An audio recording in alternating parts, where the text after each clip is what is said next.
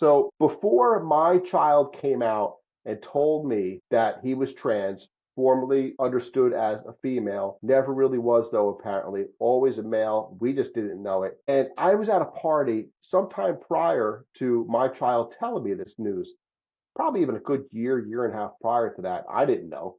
And this young man was talking about how those people are freaks. Those people, they think they're one gender, they're another gender. They don't know. They're crazy, crazy. I'm like, hold on. Let's talk about this for a moment. Are you familiar with intersex? He goes, oh, yeah, yeah. That's when people are born with like what body part that's of the other gender. Like, right, right, right. Well, what if you're born with all of the wrong body parts? That's what it is. That's what we're talking about here. The person is born with all the wrong body parts. They understand their gender to be other than what their body is. It's as simple as that. And if more people thought about it in those terms, I think more people's eyes would be open and understanding to the fact that these are not confused kids. These are not people that are troubled in these ways. They're troubled because of what society is doing to them. They're making life very, very difficult on them. These are people that are just literally stuck in a body that's not defining who they believe themselves to be, who they understand, who they are, not believe who they are. And it's entirely unfair to them. So I just wish people would.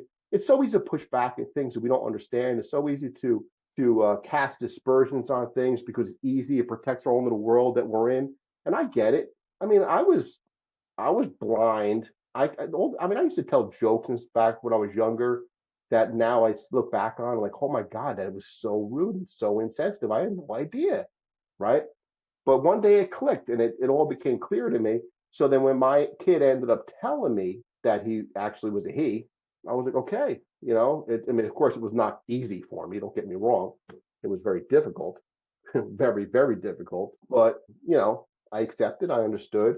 And when I told him that story about how I defended that community in that way, he was so happy about that and ended up posting on some boards about what his dad had said.